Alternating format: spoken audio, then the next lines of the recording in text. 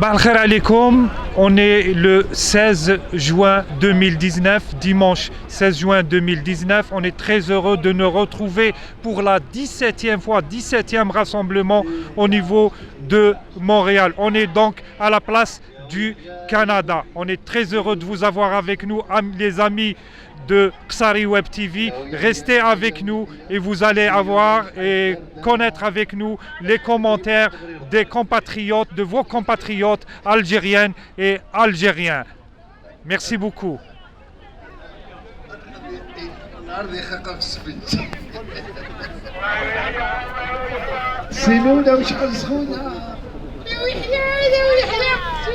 Très heureux aussi de vous présenter la photo de groupe des Algériennes et des Algériens qui sont déjà arrivés sur place. Ils continuent d'affluer par le métro, surtout par le métro. Donc on va attendre, surtout qu'il fait très beau, que beaucoup d'Algériens et d'Algériennes vont rejoindre place du Canada ici à Montréal, au centre-ville de Montréal.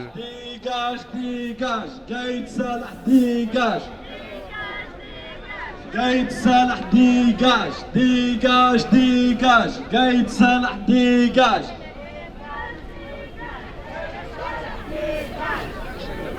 السلام عليكم زلف الأول مرحبا بكم. C'est le 17e dimanche. On a vu ce qui s'est passé la semaine passée. ويحيى لا ردهم كما يقول لك لا يركب فاس على هراوه. ان شاء الله يكملوا هكذايا بيناتهم، يتقاتلوا كاع، يتنحاو كاع، ينحيو بعضاهم. شوف والله العظيم غير ربي ما فيه غير الخير، او يركبهم هما على روحتهم ويخلصوا. والله العظيم يخلصوا كاع واش داروا، كاع الحراقه الله يرحمهم ساكن، ربي يرحمهم كاع، يخلصوا كاع ذنوبهم. لو برانتون بربر تاع 2001.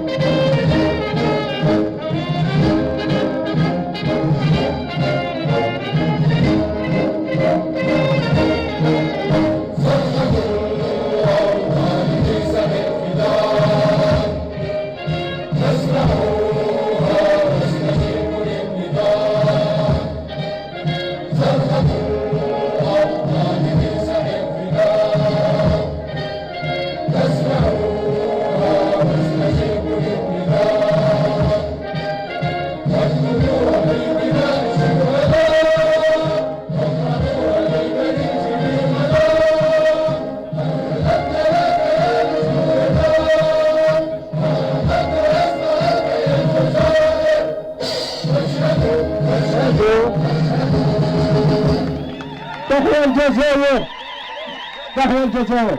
خوتي خواتاتي، خوتي خواتاتي، كما يقول خويا جهاد وراه، خوتي خواتاتي. Il faut qu'on reste unis. Il faut qu'on reste unis dans la diversité. On a appris à se reparler. On a appris à se respecter. Il faut se respecter dans la diversité. Le pouvoir, il nous a toujours mis en tête que gahna kif kif ou gah kif kif. On n'est pas tous pareils. On est divers.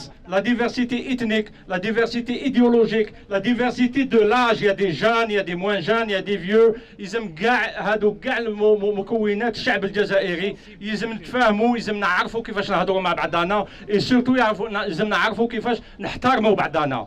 Et tout ça pour l'Algérie وإن شاء الله كاع يتنحاو. تحيا الجزائر، تحيا الجزائر، تحيا الجزائر، تحيا الجزائر، تحيا الجزائر، تحيا الجزائر، تحيا الجزائر. الزلف الأول، الزلف الأول، السلوان دمبارج، أنسوف يسوان، أنسوف يسوان، المندوس مكثير، وصل 14 جوان 2001 على ميموار ويثمثنا دي ستمثنا يروح عند أسفل دي 2001 إلى قاثن مكثير 128 باردون. إلى قاث نخدم une minute de silence à l'occasion du 14 juin. Donc je vous demande une minute de silence s'il vous plaît.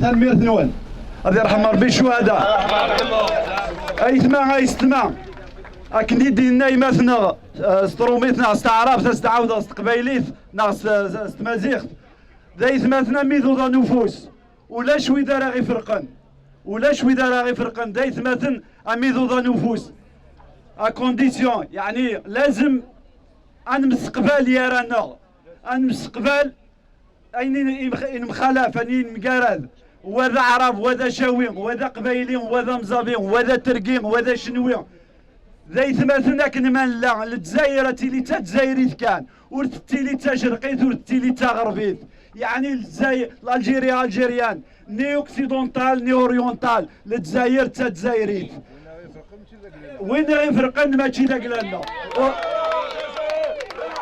جزائر تحيا جزائر تحيا جزائر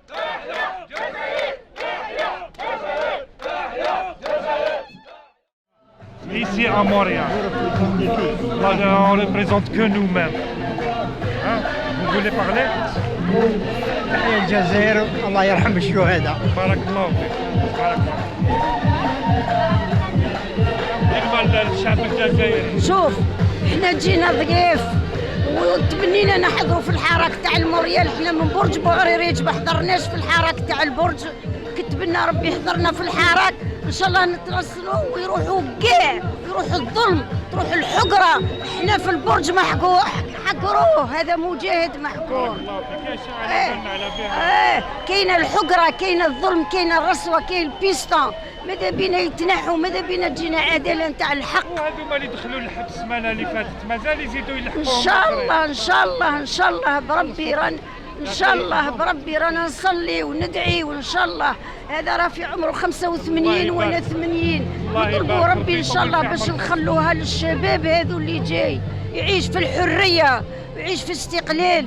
هذا ما نتمناو للبلاد. بارك الله فيك الحاجه ويطول في عمركم. مساء الخير عليكم صحاب الجزائر. Voilà, c'était juste un petit coucou pour les étudiants تاعنا. ربي يخليكم يعطيو لكم الشجاعة. On compte beaucoup sur vous.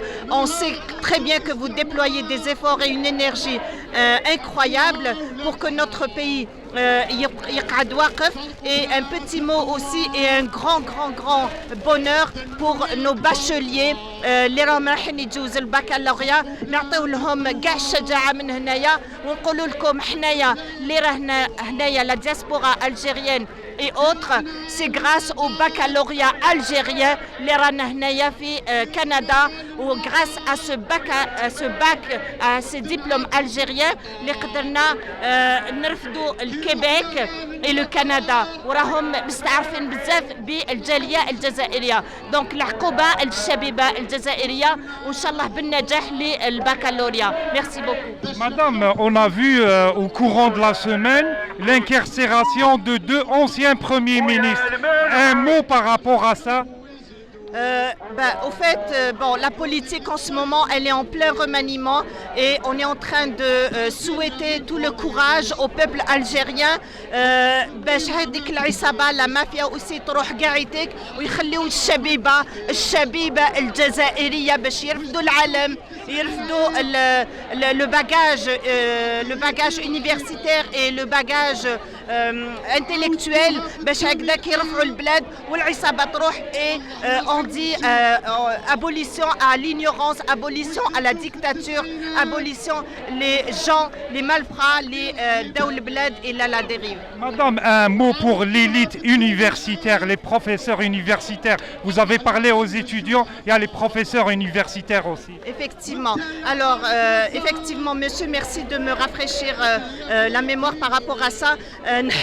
On salue énormément la chaire professorale, la chaire universitaire, que ce soit la direction ou que ce soit les universitaires algériens, un grand chapeau bas et une révérence pour ces gens-là qui sont en train d'œuvrer pour donner le savoir à nos jeunes. Tahia الجزائر, tahia les universitaires, on découle tous de ce système universitaire. Il ne faut jamais dénigrer ce système-là. Au contraire, courage, courage. Le savoir se doit d'inonder, disons, le macrocosme algérien. Chabib el-Jazairiya, ils vont prendre toutes les armes intellectuelles pour pouvoir remettre d'aplomb notre pays el-Jazair. Merci beaucoup, madame. De rien, monsieur. Bon courage. Je voudrais connaître ton avis par rapport à l'incarcération de 2 anciens premiers ministres. Un avis sur la justice d'actuelle. Parfait. Donc, alors, on sait, tout le peuple algérien sait que le système algérien en totalité est malade. On peut dire que c'est une maladie. Je vais essayer un petit peu de faire la caricature. Toutefois, on est en train actuellement de traiter les symptômes de la maladie, mais on n'est pas en train de traiter le mal de la maladie, l'origine de la maladie. Comme on dit aux médecins, il faut traiter l'origine, pas les symptômes. Ouihia, ce n'est qu'un symptôme. L'origine de la maladie, c'est depuis 1962. Et c'est le système militaire actuellement. Parce que les questions qu'il faut se poser lors de la réélection du président Bouteflika pour le 2e mandat et 3e mandat, c'était bien le général Gued Salah qui l'avait soutenu. Et la majorité des généraux étaient contre la candidature. Alors pour le 4e mandat, c'est le général Gued Salah qui l'a imposé. Alors la question qui se pose maintenant... Excuse-moi, même le général Toufik, malgré qu'il était à la retraite, mais il était contre le 5e mandat. Exactement, il était contre le 4e mandat, il était contre le 5e mandat. Mais ça c'est une autre affaire parce que le général Toufik, il a fait d'autres choses dans les années 90, les massacres, etc. Donc actuellement, le traitement des symptômes ne réglera jamais justement les maux de l'Algérie. Donc la situation actuelle pour qu'elle s'améliore, c'est de pousser l'armée vers la sortie, c'est la protection des frontières. Le rôle de l'armée, c'est dans les casernes. Il faut laisser les politiques faire le travail, donner la chance particulièrement aux jeunes de faire leur travail, parce que c'est des jeunes qui sont conscients. Je profite justement de cette occasion pour remercier le peuple algérien. Il a démontré de la bravoure, du courage et de la continuité particulièrement. Merci beaucoup. Merci à vous. Ce que j'aimerais rajouter, c'est juste une phrase. On est vraiment très content que le Conseil des ministres actuellement se fait au niveau de Harash. Tout le Conseil des ministres va se faire justement à la prison de Harash. Ça, c'est la meilleure blague. Ça, c'est la très bonne chose pour l'Algérie. Azul Flawan, Azul Flawan. Youlou Mslay par rapport aux arrestations des 2 premiers ministres au courant de la semaine passée. Oui, il y a eu des arrestations. Où Yahya Tsellal.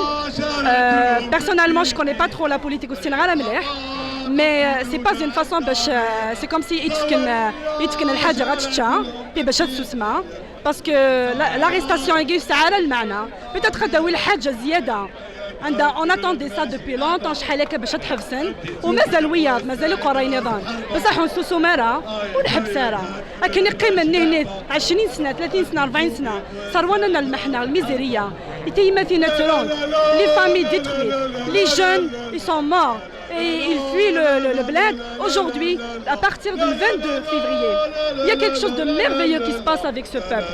Il a quand même et une chose est sûre, on se soumera parce que فكنا نهض الحاجة on se soumera parce que تسيين الدوين دينا الوقت donc نكمل هكا المتخر نقلي si le peuple est décidé ديثكرة ولا يجيان دا تروح وانت غتوض ومشي تكفو voilà يعطيكم الصحة يعطيكم الصحة ثاني ميرتي باي باي ابراهيم حبيت تعطيني رايك في لي دو زونسيان برومي مينيستر اللي دخلوهم للحراش كاين احمد يحيى كاين عبد الملك سلال ومازال كاينين واحد اخرين كيما عماره بن يونس والداخل بتكون انت في رايك اسكو حاجه مليحه شوف انا ديجا هضرت لكم درت ديجا معكم انترفيو هضرت اللي ما عندوش بلاصتو الله يسهل عليه ديجاج ما نسحقوش انا واحد شوف حنا اللي جون انا كبير في السن الحمد لله وخرج دي شامبيون دي موند خرج دي شامبيون هذيك اليوم نسحقوا لي جون انا واحد اللي يبقى يبلبط كلام زايد بوريان ما نسحقوا الناس اللي يبني البلاد اللي يوقف بلادنا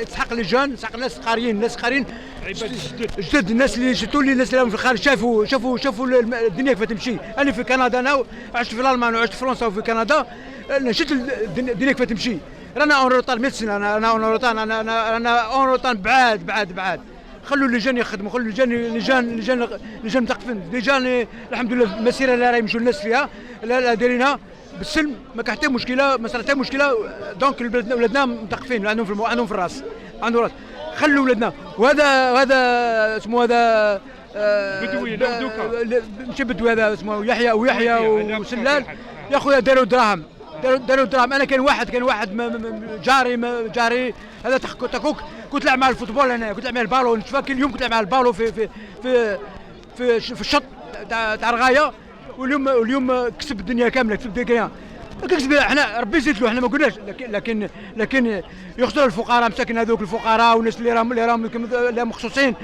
داخلين دايرين في دراهم سرقوا الجزائر سرقوا بعدك وهذا هو الثمن تاعهم هذا هو يخلصوها اللي يخدم الشر يخلصها ربي قال هكذا ربي واحد اللي يخدم بالشر بالطوله يخلصوا واليوم ساعتهم الساعه تاعهم انا يا خويا كيما انا معذب عذبوني انا وقتي مرميين في الولايه بس راني كي مهبول والحمد لله راني نشرف في بونداس وراني نشرف في الجزائر وراني في الجزائر في كندا واقف على لجان والحركه الحمد لله رانا ما راناش باش نديروا الفتنه ولا نديروا القره احنا كل اللي حضرنا هنايا وبقاو حتى شهر تسقم وراني كما راني 5 سنين في عمري وازال الوقف ان شاء الله ونبقى نخرج في دي شامبيون دي مو حتى نولي حتى يدوني القبر وتحيه للجزائر وما تنساوش باك لي جان طلعوا في لي جان هما اللي يبنوا الجزائر فهمتوا هما الجان ما نحبوش المغرب ولا نحبوا واحد اخر دوله الجيران يضحكوا علينا حنا قويين في عقلنا وحنا الجزائر الجزائر مخدوم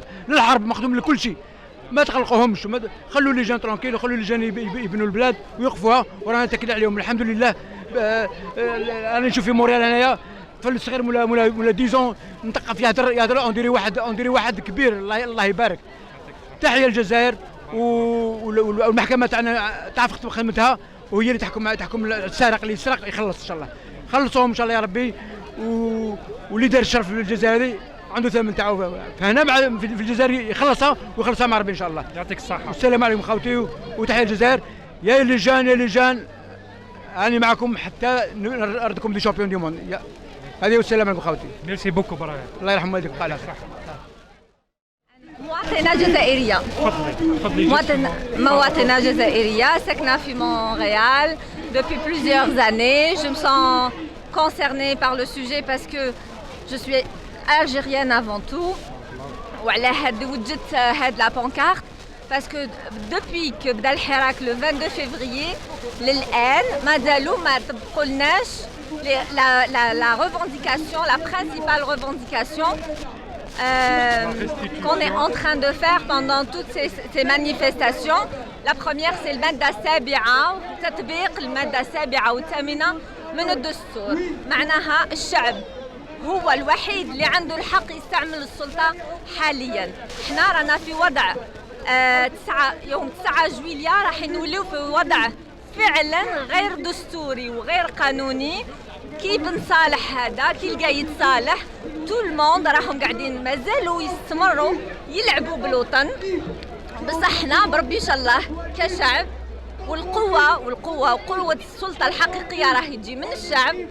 احنا نرفض هذه الاستبدادية ونرفضوا الحكم العسكري وننددوا بهذه الحقرة وهذا التوقيفات اللي داروهم والتهريج هذا وهذه المسرحيات راهي كبداية أولية مشكورين عليها على كل حال، لكن ماشي هذه هي النهاية وهذا الشيء ما يقنعناش. لي ريغلومون دو كونت اللي بيناتهم الله يسهل عليهم. احنا ما نحوسوش على دي ريغلومون دو كونت، احنا نحوسوا عليهم ينفذ القايد صالح الوعد اللي عطاه للشعب الجزائري وهو تطبيق المادة 7 و 8. الجيش راهم خوتنا، الشرطة راهم خوتنا، الدرك راهو خوتنا لأنه ولاد الشعب، لكن الخونة ما راهمش خوتنا. وبإذن الله نبقاو نحاربوهم وندافعوا على الوطن حتى إن شاء الله يتصفاو بكل كيما راهم وننجحوا ونقيو هذه الدولة الجزائرية ويولي الشعب نتاعها اللي داخل الوطن واللي خارج الوطن يرجع يبنيها طوبة بطوبة على الصح وعلى نظافة ما شاء الله والشرف. بارك الله فيك مدام. وفيك بركة يا أخي. السلام عليكم. سلام. والمشعل والعالم للجيل الصاعد إن شاء الله. هيا. بالشارين الحراش جيبوه بالشارين الحراش. مساء الخير عليكم، صباح الخير ولا مساء الخير في الجزائر. انا راني هنا باش نسلم الاعلام لبنتي للجيل القادم ان شاء الله باش يقدر ياخذ باش تقدر ان شاء الله تكمل المسيره ان شاء الله وتحرر الجزائر ان شاء الله من هذه العصابه. شكرا.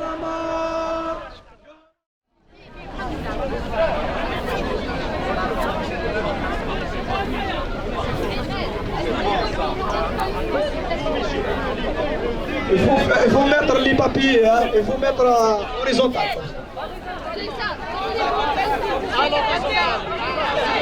Sur la tête, sur la tête. Voilà, sur la tête.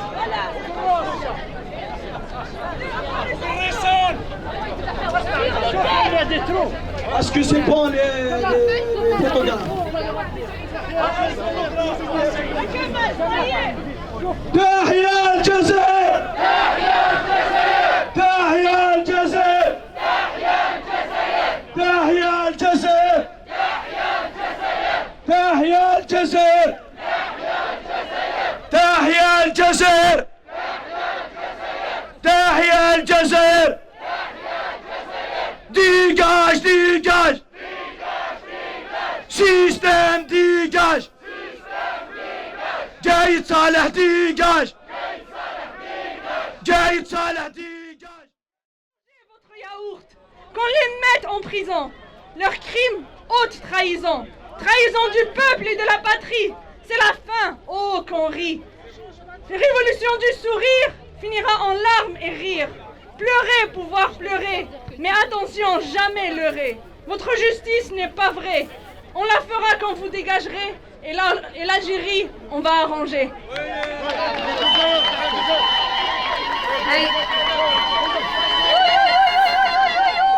Vive l'Algérie. Ok tout le monde, merci pour la participation au tifo. On va s'organiser encore mieux pour les prochaines fois. La manif continue. Merci.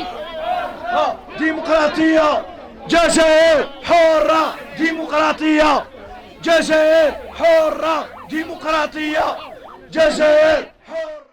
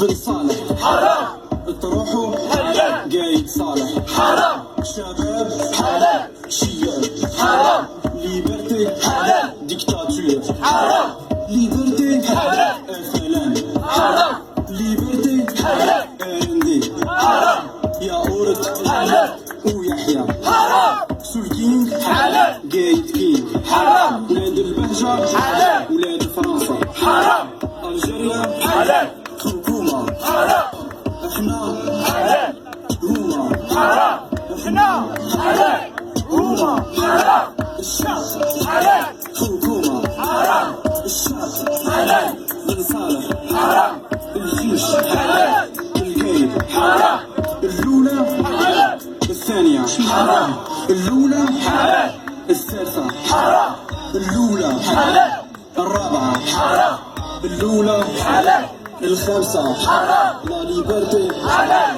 سيستم حرام بحكامو باطل ذكريات يتغربوا ما يتلاموا ما دام في الحياة ماشي حلالي نتساووا